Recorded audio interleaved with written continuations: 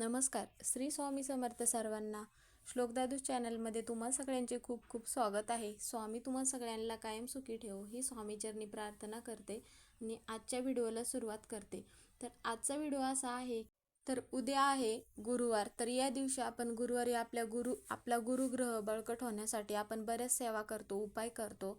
तर मग ह्या दिवशी गुरुवारी गुरुपुष्यामृत योग आलेला आहे. तर या दिवशी आपण जे आपण काय आपला गुरुग्रह बळकट होण्यासाठी सेवा करतो किंवा कितीही कठीणातली इच्छा असेल ती इच्छा पूर्ण होण्यासाठी मग गुरुवारच्या दिवशी असा योग जुळून येत नाही. त्यामुळे मग दिवाळीच्या अगोदर हा योग आला आहे.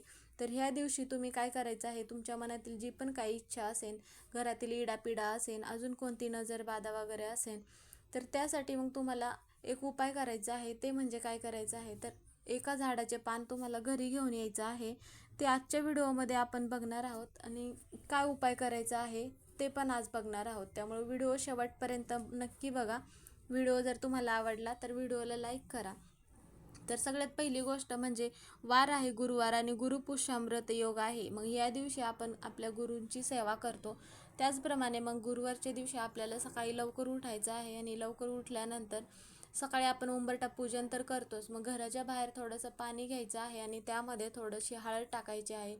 हळद ही आपल्या भगवान विष्णूला आणि माता लक्ष्मीला सगळ्यात प्रिय आहे आणि आपल्या घराबाहेर जर नकारात्मक शक्ती असेल तर ती निघून जाण्यास पण हळदीची मदत होते. त्यामुळं मग हळद ही पाण्यामध्ये टाकायची आहे आणि घराबाहेर पाणी शिंपडायचं आहे. त्यानंतर मग आपण उंबरठा लेपन करायचं आहे. उंबरठा लेपन आपण प्रत्येक गुरुवारी तर करतोच, अमावास्या पौर्णिमेला करतोच, पण ह्या दिवशी पण आवर्जून करायचं आहे कारण आता थोड्या दिवसातच दिवाळी चालू होणार आहे. त्यामुळं मग काय करायचं आहे की उंबरठा लेपन झाल्यानंतर उंबरठ्याची पूजा करायची आहे. उंबरठ्याची पूजा झाल्यानंतर एक दिवा लावायचा आहे उंबरठ्यावरती आणि मग दरवाज्यावरती एक स्वस्तिक काढायचं आहे. हे झालं दरवाजाच्या म्हणजे दरवाजाच्या बाहेरचे जे काय आहे सेवा, त्या सेवा. आणि मग ज्यावेळेस आपण घरात येऊ त्यावेळेस मग आपण देवपूजेमध्ये प्रत्येक गुरुवारी तर आपण देव उजळून घेतो, वस्त्र वगैरे बदलतोच देवघरातलं, पण ह्या दिवशी पण आपल्याला वस्त्र बदलायचे आहे. आणि ज्या पाण्याने आपण अभिषेक घालणार आहे त्या पाण्यामध्ये थोडीशी हळद टाकायची आहे आणि देव उजळून घेतल्यानंतर प्रत्येक देवांना अभिषेक करायचे आहे. आणि मग देवांची छान अशी पूजा वगैरे करून झाल्यानंतर आरती वगैरे करायची आहे. तर गुरुपुष्यामृत योग हा आपल्या गुरूंचा म्हणजे गुरुग्रह बळकट होण्यासाठी मग आपल्याला उपाय वगैरे करायचे आहेत आणि इच्छा वगैरे आपली असेल तर त्यासाठी पण उपाय करायचे आहेत. तर मग काय करायचं आहे, आपल्याला आपले गुरुदेव दत्त म्हणा, श्री स्वामी समर्थ म्हणा, आता सगळ्यांचे गुरु वेगवेगळे असतात. त्यामुळं जे ते आपल्या गुरूंच्या नावाने मग ही सेवा वगैरे करू शकतात. आणि मग काय करायचं आहे की आपल्याला त्या दिवशी मग घरून औदुंबराच्या झाडाकडे जायचं आहे आपल्याला. म्हणजे आपल्याला औदुंबराच्या झाडाचं एक पान आणायचं आहे. म्हणजे औदुंबराच्या झाडाखाली गुरुदेव दत्त यांचा वास असतो. त्यामुळे बऱ्याच जणांचे गुरुदेव दत्त गुरु असतात. तर मग आपला गुरु बळकट होण्यासाठी आणि गुरुपुष्यामृती हा योग जुळून आला आहे गुरुवारच्या दिवशी. त्यामुळे मग ही सेवा तुम्ही आवर्जून करा, हा उपाय तुम्ही आवर्जून करा. जी पण काही इच्छा असेल ती इच्छा पूर्ण होईल. तर मग घरून जाताना आपल्याला काय करायचं आहे, सकाळीच हे पान घरी घेऊन यायचं आहे. एक तांब्या भरून पाणी घ्यायचं आहे आणि त्यामध्ये थोडंसं म्हणजे दूध टाकायचं आहे. दूध निरसं टाकायचं आहे, म्हणजेच की न तापवलेलं दूध टाकायचं आहे आणि त्यामध्ये थोडीशी हळद टाकायची आहे. आणि तुम्ही जाताना मग वाटलं तर तुम्हाला एक दिवा पण तुम्ही घेऊन जाऊ शकता.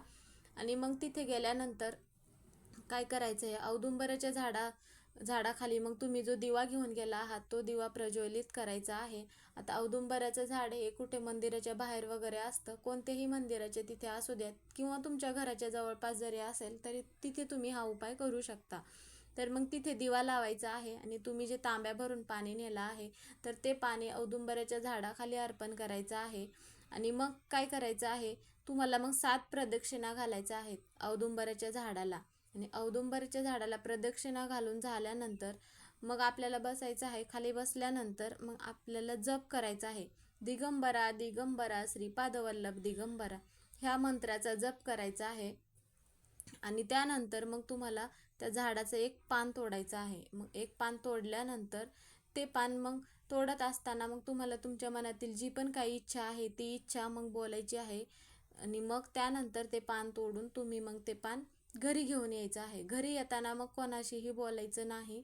त्यामुळे मग घरी आल्यानंतर मग काय करायचं आहे, की ते पान घरी घेऊन आल्यानंतर मग आपण संध्याकाळी म्हणजे हा जो उपाय आहे तो उपाय तुम्ही म्हणजे औदुंबराच्या झाडाचं पान 12च्या आतच तुम्ही तोडायचं आहे हे पान. आणि मग घरी आल्यानंतर काय करायचं आहे, मग 4च्या आतच तुम्ही हा उपाय करू शकता. मग एक दिवा प्रज्वलित करायचा आहे देवघरामध्ये. त्यामध्ये थोडीशी हळद टाकायचं आहे आणि थोडेसे तांदूळ टाकायचे आहेत. आणि त्यानंतर मग ते जे तुम्ही पान आणलं आहे ते पान स्वच्छ धुवून घ्यायचं आहे. आणि मग एक लाल वस्त्र घ्यायचं आहे आपल्याला आणि मग ते ठेवायचं आहे. आणि त्यावरती तुम्ही जे पान आणलं आहे ते पान ठेवायचं आहे. आणि मग त्या पानावरती चंदनाने लिहायचं आहे तुम्हाला.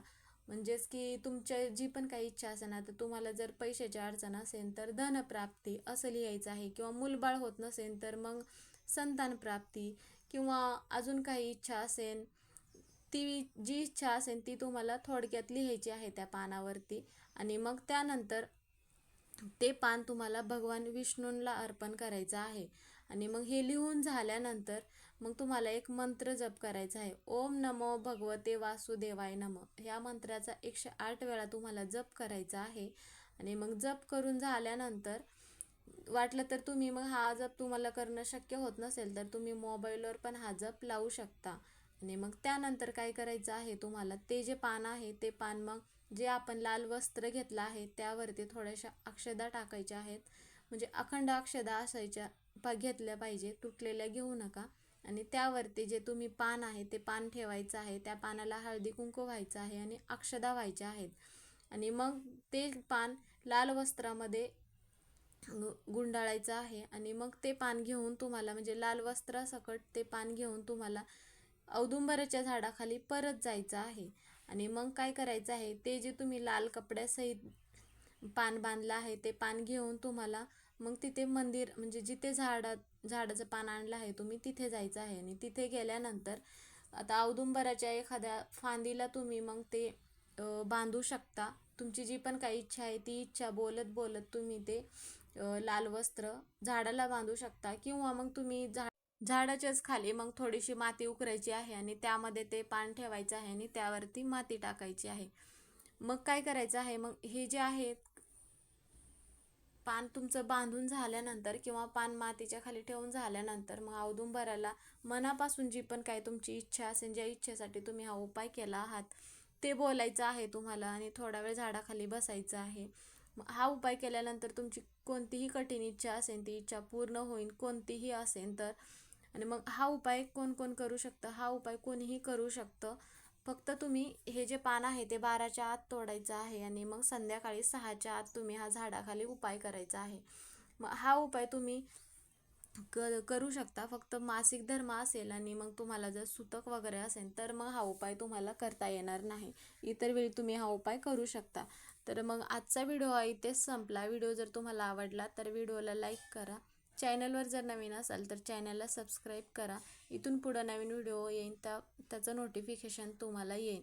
आणि कमेंटमध्ये श्री गुरुदेव दत्त किंवा श्री स्वामी समर्थ लिहायला विसरू नका.